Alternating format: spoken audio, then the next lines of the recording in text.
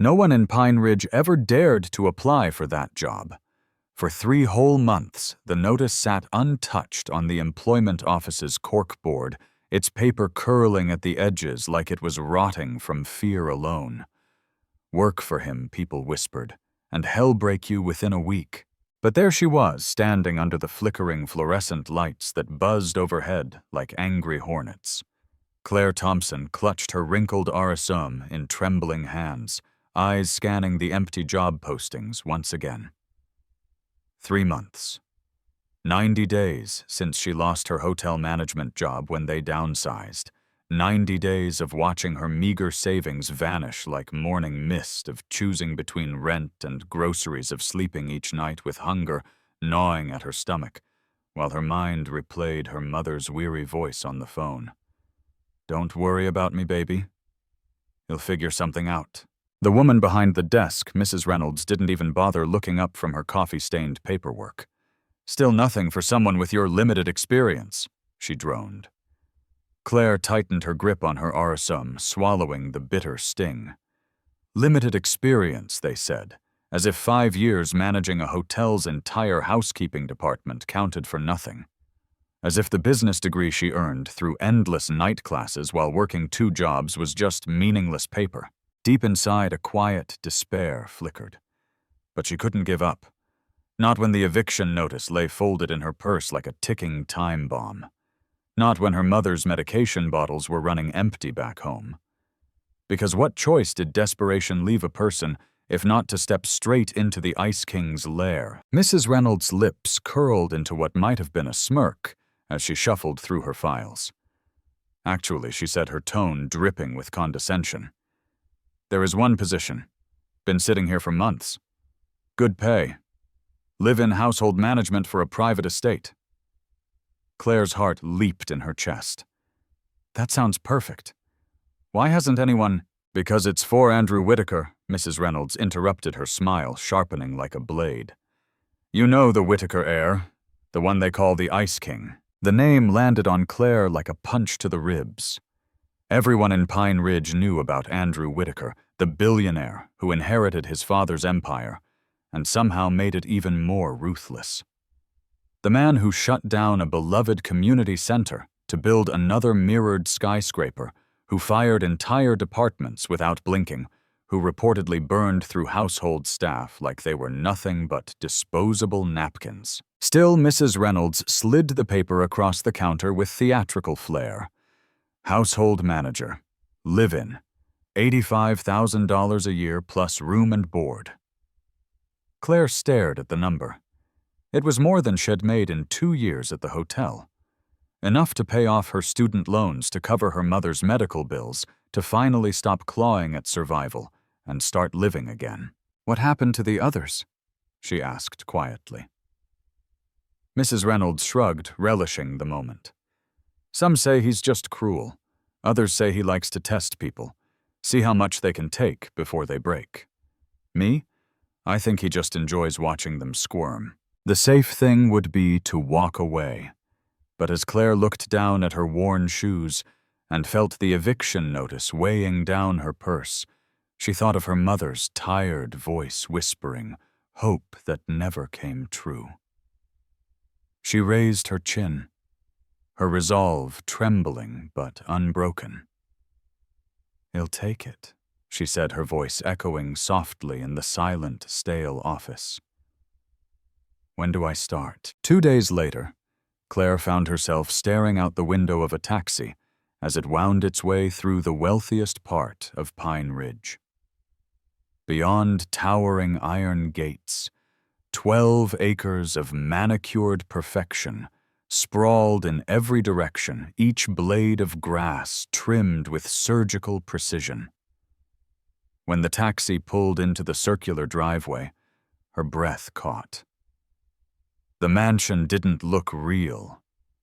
Its modern white facade gleamed in the afternoon sun, with floor-to-ceiling windows reflecting the world back like silent mirrors. It looked like a place royalty might visit, not a place anyone truly lived. The taxi driver let out a low whistle. "This is where you're working." Claire swallowed, correcting softly. Living. The word felt foreign on her tongue.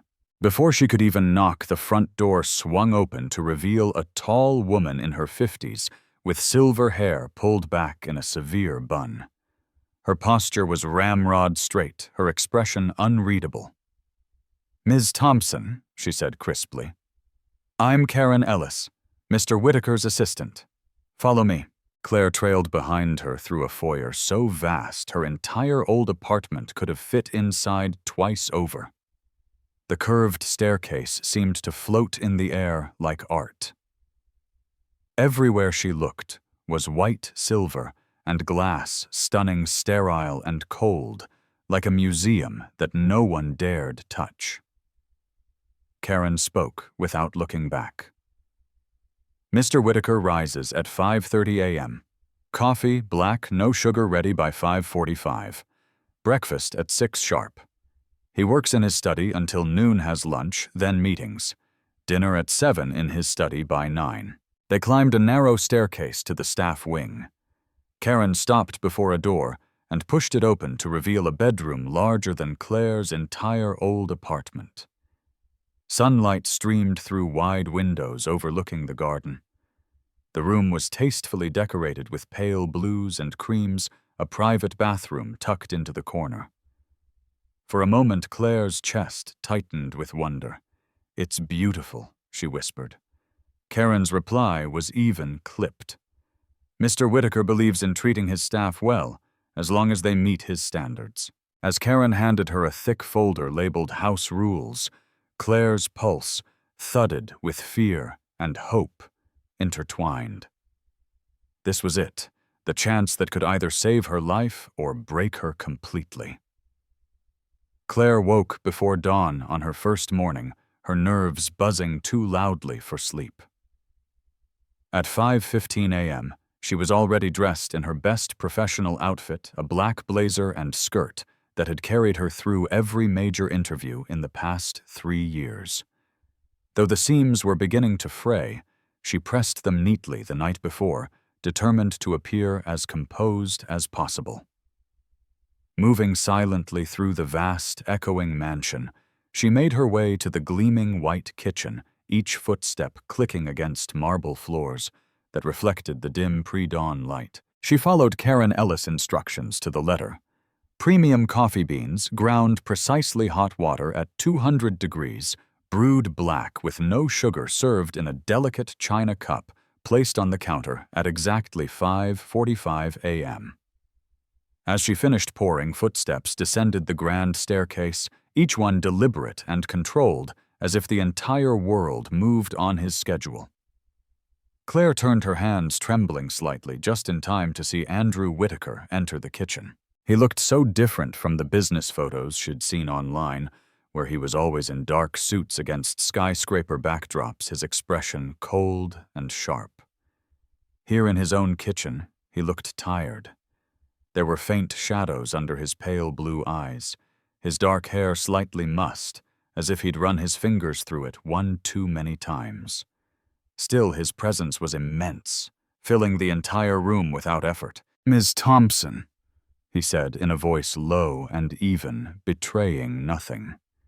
"Did you find your accommodations satisfactory?" "Yes, sir," Claire managed, handing him the coffee. Their fingers brushed for a brief moment. His hands were cold but steady as he took the cup. He sipped without breaking eye contact, his gaze assessing her like an inventory item. For a moment that stretched painfully long, he said nothing. Then finally he turned toward the windows overlooking the pristine gardens. "Breakfast at 6, he said. "The usual will be fine." As he turned his back, Claire exhaled shakily. She knew then that this house was not just her new workplace. It was a stage, and every single day would be a test she could not afford to fail. Claire's heart still pounded in her chest long after Andrew Whitaker left the kitchen for his study. She hurried to prepare his breakfast steel-cut oats, topped with fresh berries, whole-grain toast, and a glass of freshly squeezed orange juice arranged with meticulous care on fine china. As she moved silently around the kitchen, she reminded herself to breathe. The house was so quiet. It felt like a museum. Each sound magnified: the scrape of a spoon against a bowl, the subtle drip of coffee into the pot, the ticking of the grandfather clock in the hall. After breakfast, Andrew dismissed her with only a curt nod, informing her that the cleaning service would arrive at 9. "Have them focus on the guest wing," he said without looking up from his tablet. "I'm expecting visitors next week." "Yes, sir," Claire replied. Then, as he gathered his tablet and briefcase, he paused at the doorway. "Lunch," he said, his tone unreadable. "Something light. Surprise me." Those 2 words hung in the air long after he left. "Surprise me." Karen Ellis' warning echoed in her mind. The last 3 managers failed that test. One had served something too extravagant, another too bland. Both were gone within a day. Claire swallowed her fear. He wants a challenge. I'll give him one.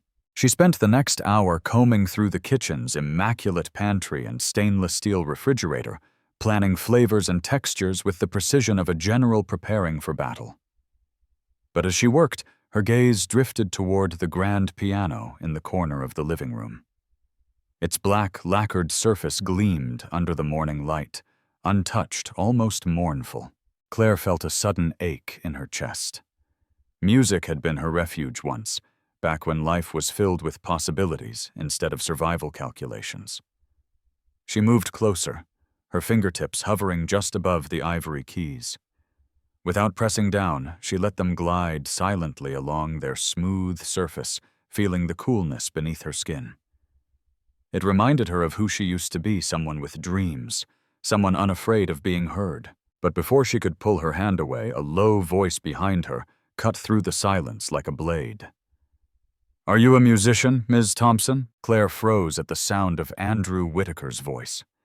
Slowly she turned to face him, her heart thundering so loudly she wondered if he could hear it. He stood in the doorway of the living room, his pale blue eyes locked on her hand, which still hovered over the piano keys. His gaze was unreadable, his posture relaxed, yet guarded like a wolf observing prey, not out of hunger, but out of curiosity. "I'm sorry, Mr. Whitaker," she stammered, pulling her hand back quickly. "I didn't mean to answer the question," he interrupted softly. His tone wasn't harsh, but it carried the quiet command of a man used to obedience. "Are you a musician?" Claire swallowed, forcing herself to meet his gaze. "I played when I was a child. My mother insisted on lessons even when we couldn't afford them." She said music fed the soul. A flicker crossed Andrew's face, so quick she almost missed it. And do you believe that he asked, his voice barely above a whisper, as if he wasn't sure he wanted to hear the answer? She hesitated, then nodded. "Yes, I do. Music, it heals, it connects. It says things words can't." He stepped closer, the subtle scent of his cologne, crisp cedar, and faint smoke reaching her senses. "Play something," he said. Claire's eyes widened. "Sir, you haven't played in years. And the house rules?" "I'm amending the rules," he said sharply, but without anger. "Play." With trembling hands, she lowered herself onto the piano bench. For a moment, the keys blurred before her eyes. She inhaled shakily and placed her fingers on them, finding the memory of an old melody, "The Way You Look Tonight." As the notes spilled into the stillness of the mansion, they started out fragile, almost hesitant, before gathering strength with each measure. The music seemed to echo through the pristine white halls, warming the sterile coldness with fleeting humanity. When she finished, silence wrapped around them like a blanket. She dared a glance at Andrew.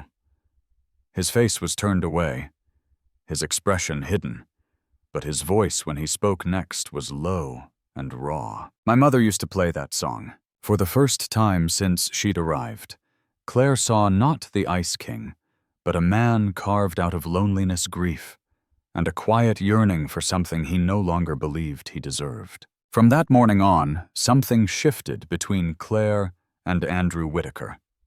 Their silent routine developed new unspoken rituals.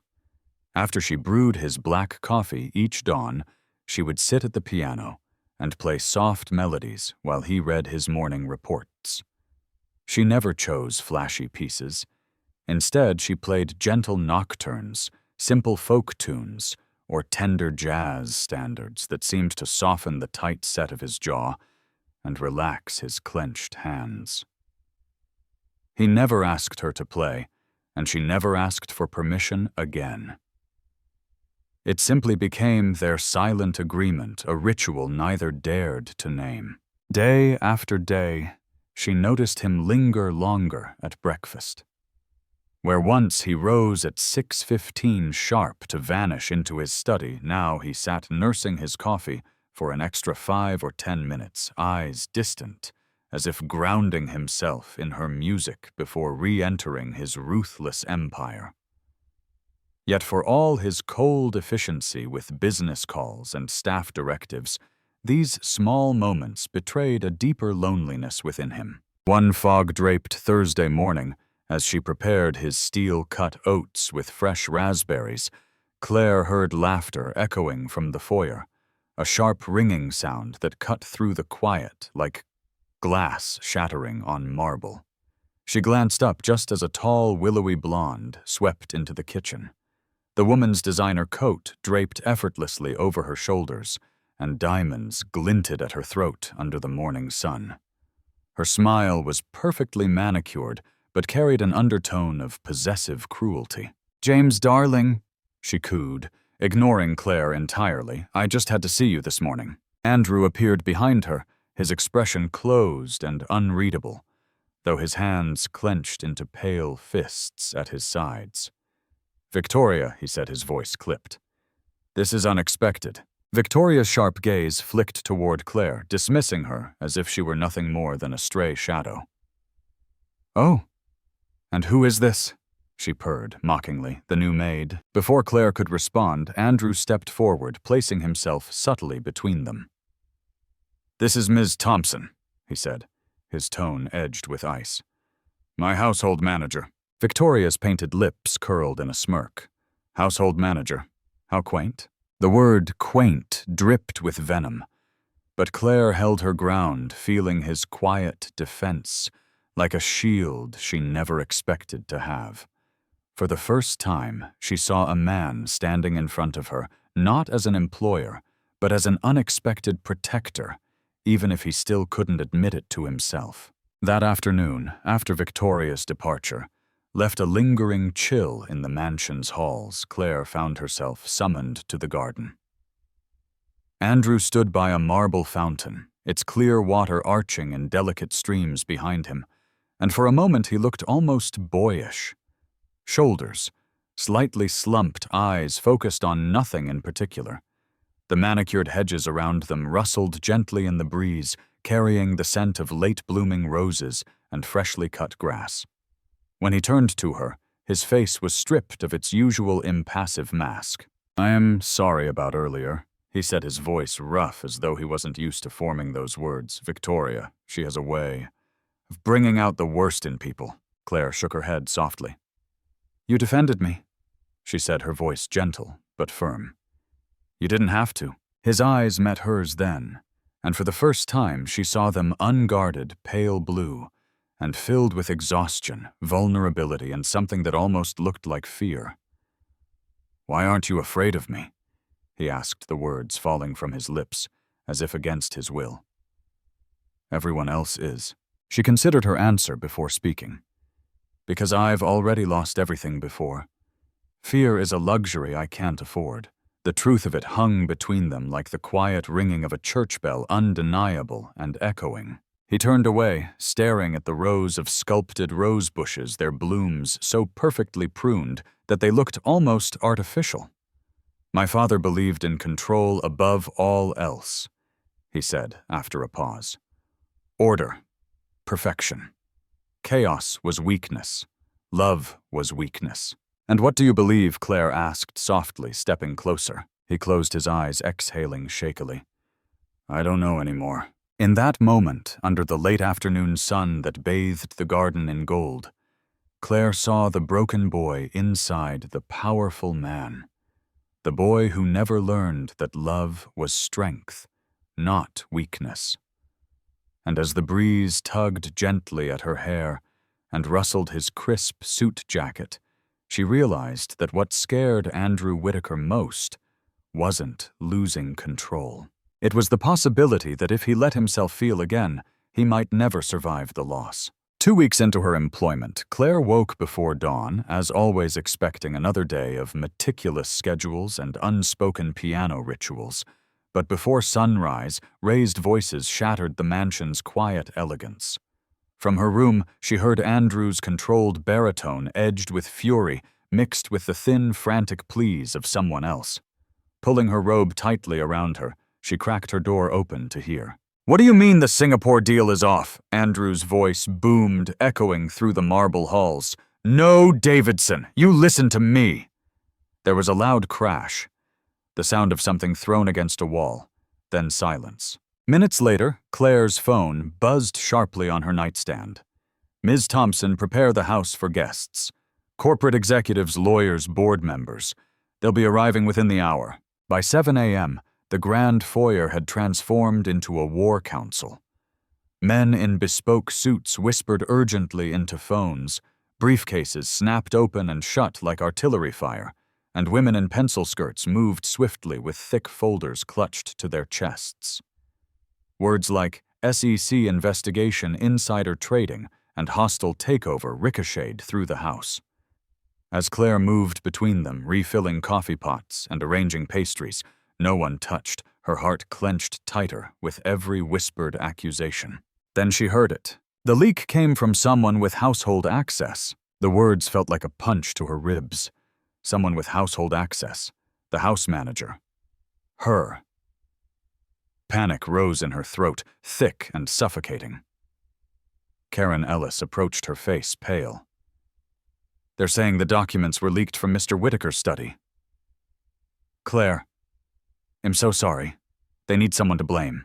Before she could respond, Andrew's voice sliced through the tense air. "Ms. Thompson, my study. Now." She followed him down the hall, each step heavy with dread. In his office, he stood behind his massive oak desk, backlit by morning light flooding through the floor-to-ceiling windows. His face was carved from stone cold and unyielding. "Tell me it wasn't you," he said, his voice dangerously quiet. "Tell me you didn't betray me." The betrayal in his eyes cut deeper than his words ever could. Claire's vision blurred with tears she refused to shed. After everything, after the piano, after the garden, he still believes him like everyone else. She thought her heart breaking under the weight of a truth she couldn't make him see. Claire stood frozen under Andrew's cold gaze, her fingers trembling around the edge of his desk. "You think I leaked your files?" she whispered, her voice raw with disbelief. Andrew didn't answer immediately. His pale blue eyes, usually so guarded now, burned with a brittle mixture of pain and fury. "You're the only new variable," he said flatly. "You've been here 3 weeks. You know my routines. You've been in my kitchen, my hall's close enough to listen to see everything." Her chest tightened with a pain so deep it felt like her bones were splintering. "I've never even stepped foot in your study," she said, her voice shaking but defiant. "Your rules forbid it. You know I follow every rule." He turned away, raking a hand through his hair, making it stand on end. "Victoria's lawyer has proof," he muttered, staring at the far wall as if he could burn a hole through it. "Photos of you signing into her law firm's visitor log last week under C. Thompson." "That's a lie." Claire snapped, her anger finally rising above her heartbreak. "I haven't left this house except to pick herbs from your garden." He spun back around to face her. "Then you won't mind if we search your room. Check your phone, your bank statements." His words struck her like a slap. She drew in a ragged breath, fighting back tears that burned behind her eyes. "You want to treat me like a criminal, after everything?" Andrew's jaw tightened, his expression unreadable. "I want to protect myself, my company, and my legacy," he said quietly. "Trust no one. That's what my father taught me." Claire swallowed hard. And look where that got him, she whispered. For a fleeting moment, pain flickered across Andrew's face, but he masked it quickly. I can't afford to believe you, he said. Her heart cracked open at his words. No, she thought you just can't afford to feel. Gathering every ounce of dignity she had left, she straightened her spine. Search my room. But when you find nothing, remember this moment. Remember the woman who played piano for you each morning, who saw the man behind the Ice King and still chose to stay. Then she turned and walked out, leaving him standing alone among his walls of glass and marble, a fortress more like a prison than a home built by a man too afraid to let anyone touch his heart. Claire packed her 2 worn suitcases with shaking hands, folding each blouse and skirt with mechanical precision as tears blurred her vision. Her mind replayed the moment in his office like a cruel echo, the accusation in Andrew's eyes, the cold dismissal in his voice. I can't afford to believe you. Her chest clenched so tightly she could barely breathe. She zipped her final suitcase shut just as a loud commotion erupted downstairs. Voices raised in panic. Footsteps pounded across marble floors. Then Andrew's furious shout cut through the noise. What do you mean, fabricated evidence? She crept to her door, pressing her ear to the wood. The footage from the law firm's security cameras, a man stammered. It was edited. The timestamp is fake. Whoever framed Ms. Thompson used old security images combined with social media photos to build an alibi. There was a stunned silence, followed by Andrew's voice, low and dangerous. Who did this? It was Victoria, someone whispered. She and her lawyer set her up as the scapegoat while they siphoned money from the Singapore deal. Claire's knees buckled relief, flooding her so quickly it made her dizzy. But before she could stand, a quiet knock came at her door. Karen Ellis peeked in her stern face, softened by regret. Mr. Whitaker wants to see you, she said gently. Claire wiped her tears quickly and stood tall, clutching the handle of her suitcase. Tell him, I'm busy, she said. Her voice stayed steady despite the pain cracking inside her. Karen paused, searching Claire's face with sad eyes. He knows he was wrong, she said quietly. He's afraid, Claire. But sometimes fear teaches us who's worth saving. Claire closed her eyes, her heart pounding with equal parts hope and dread. Worth saving, she thought bitterly. Does he even want to be saved? She inhaled deeply, then exhaled, feeling her ribs tighten against the ache inside her chest. If he wants to find out, she decided he knows where to find me. And with that, she turned away from the door, leaving the golden afternoon light spilling across her packed bags, and the silent, lonely room that had briefly felt like home. 54 minutes later, as Claire sat on her suitcase ready to leave, there was a hesitant knock on her door. When it opened, Andrew stood there stripped of his usual icy armor. His hair was disheveled, his tie loosened. His pale blue eyes brimming with vulnerability. Claire, he whispered, his voice trembling. I was wrong. About everything.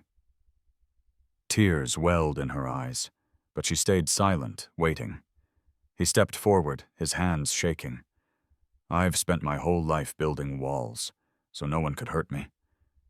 But in the end, all I did was lock myself away from the only person who ever saw me. His voice cracked. I don't want to be that man anymore.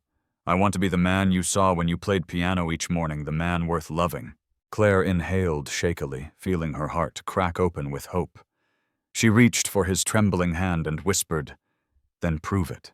Not with words, with courage. Because in life, real love isn't just about finding someone who makes your heart race. It's about finding someone brave enough to tear down their walls for you. Someone willing to risk everything to let you in. What about you? Have you ever held back love out of fear? Share your thoughts in the comments below. And if this story moved, you don't forget to like, subscribe, and hit that notification bell for more powerful stories that remind us all love isn't for the fearless. It's for the brave.